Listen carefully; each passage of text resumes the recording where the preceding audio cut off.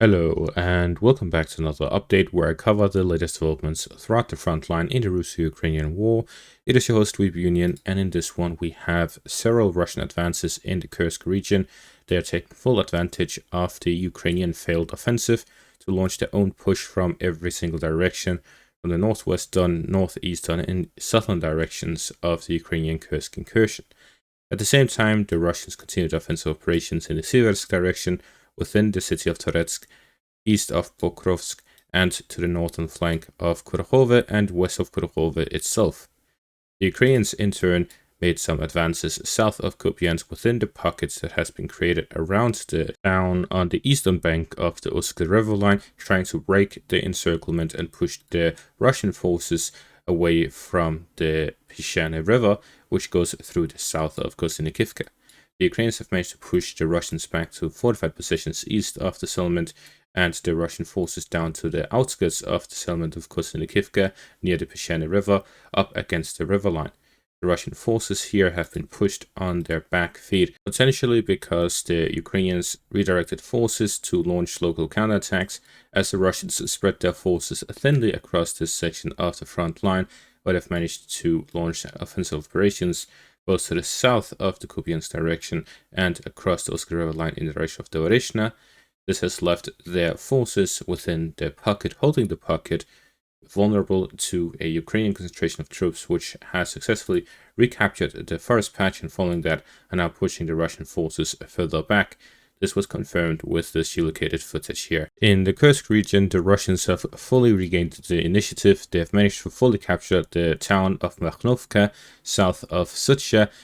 Then they are now within just a few kilometers from the center of Sudzha, approximately 2.2 kilometers from the front line area to the center of Sudzha. The Russians are less than a kilometer from the center of Samutse, following which they can cross over the river line and start the fighting over Sudzha, which will cut off the main highway going between the Sumy region and the front line in the northeastern section of the Ukrainian Kursk incursion.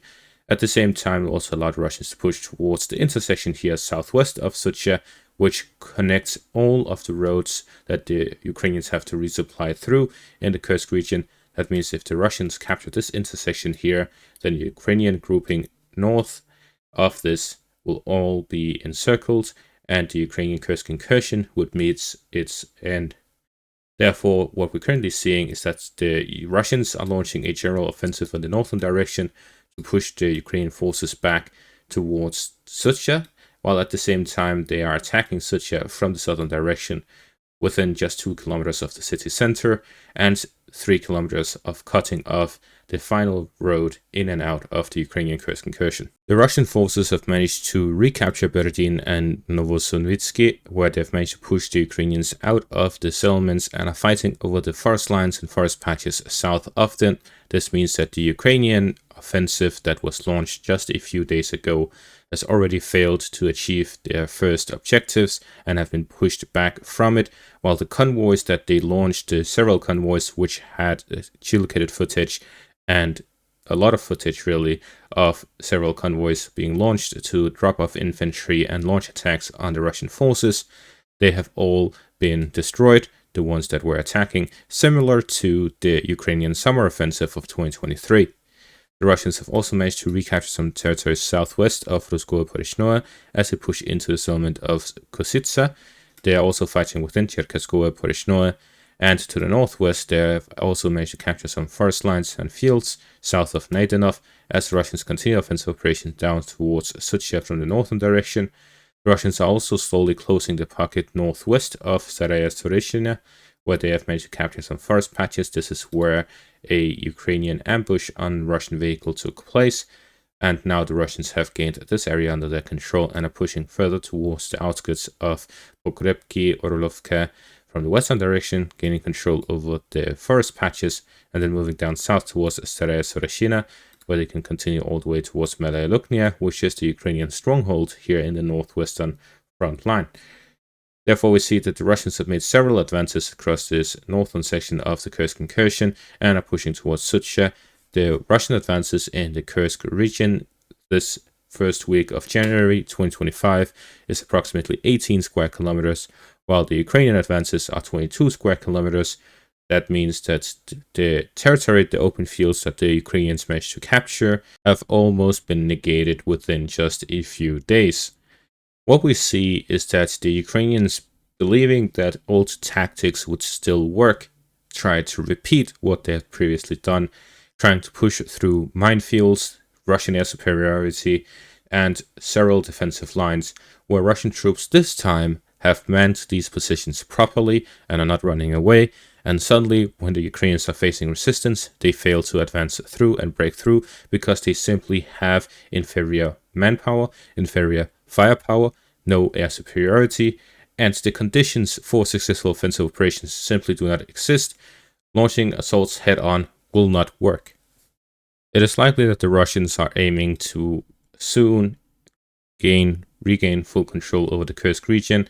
The objective is clearly the focus on Sudzha, gaining control over the settlement here in the center of the Ukrainian Kursk incursion will be the end of the Ukrainian Kursk incursion. That means everything else is simply to spread out the Ukrainian forces and prevent them from launching any sort of counterattack or organized resistance within Sudzha, as they have to look out for the entire front line.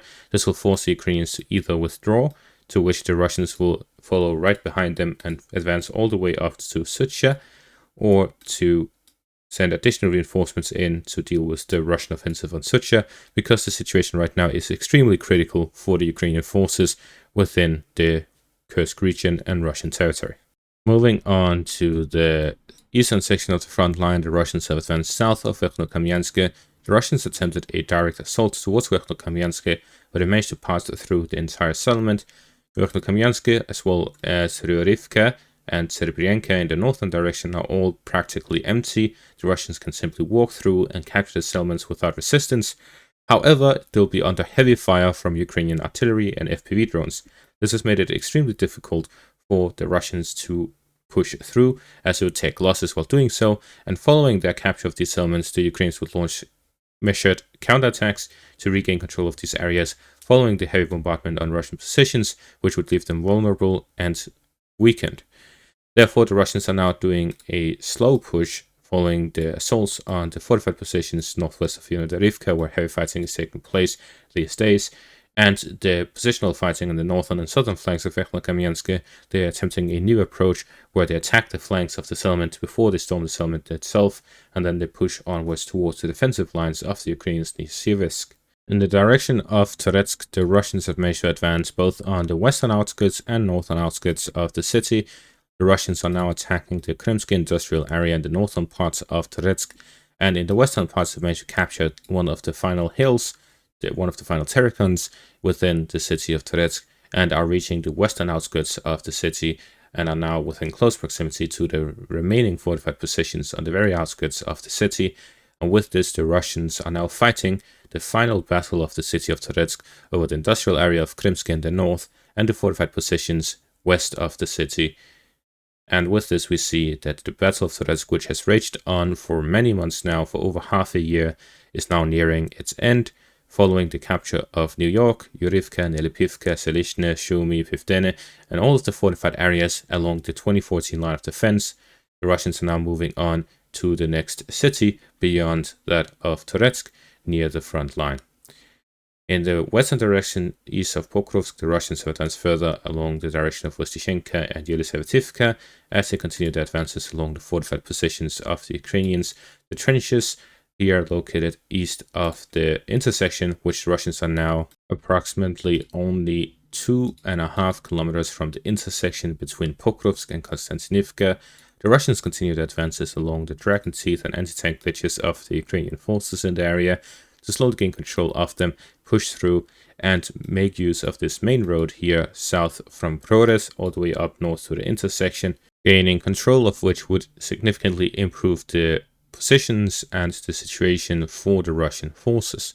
We see that the Ukrainians have several defensive lines east and west of Pokrovsk, mostly to the east. This is due to an expectation that the Russians would capture the southeastern parts here to the north of Donetsk faster than they would advance directly towards Pokrovsk. Well, now that the Russians have actually advanced from the southern direction prior to the eastern direction, which is a weaker line of defense for the Ukrainians. Now, due to the Russian breakthrough of the most fortified areas, the most well-prepared ones, Russians are taking advantage of the weak point of the Ukrainians by advancing along the side of it, the rear of it, flanking the fortified positions. And therefore, the Russians are slowly improving their positions, gaining advantages through their maneuverability and flanking the fortified positions, which allows them to reach important and critical intersections such as this one. This will cut off the supplies between Pokrovsk and Konstantinivka and will allow the Russians to bypass the defensive line of the Ukrainians southwest of Konstantinivka. If the Russians launch an operation from Toretsk, they can attack the road from a much wider angle and flank the entire defensive line of the Ukrainians along the highway. This will allow the Russians to not just close the pocket on the fortified positions north of Avdiivka, but the wider pocket south of Konstantinivka, and will create a much larger area for the Russian forces to operate within here on the flank of the Konstantinivka-Sloviansk line, significantly improving the Russian positions without having to fight over Pokrovsk itself. Therefore, the intersection is also a very important area. The Russian ability to gain control over these fortified positions and create a defensive line there to then launch a further offensive operations in the northern parts of the road would be instrumental to the Russian ability to launch a siege of the Konstantinivka-Sloviansk line from both the western and eastern flanks of it, encircling the Ukrainian positions.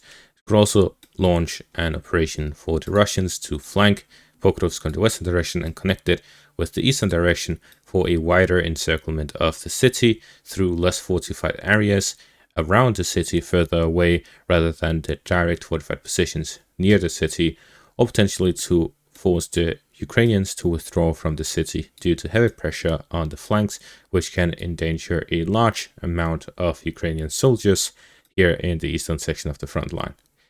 The Russians have also managed to advance north of Kursk, where they managed to gain a foothold within Slovianka following the capture of Petropavlivka, capturing the fortified positions east of the town. And with this, Russian offensive operations continue here in the northern road down towards Andrivka, where they have managed to push through Slovianka, which will open the road for further Russian offensive operations towards Yasinove from the southern flank of the Ukrainka River here to the north. The Russians have also managed to advance west of Kursk. As we see with the geolocated footage, the Russians are capturing the final remaining fortified positions west of Kursk and entering the settlement of Dashne within the defensive lines of Kursk.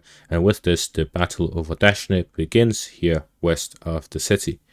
The Russians continued offensive operations, mainly focused around the eastern section of the front line, but also significantly intensifying it around the Kursk region, and therefore we see heavy fighting continuing all across the eastern and northern section of the front line, where the Ukrainians try to take advantage of the local situation and improve their positions where they can, but the Russians overall has a significant advantage in terms of initiative, manpower, firepower, and everything else that you need to fight a war, while the Ukrainians are able to hold on so far with whatever they have left.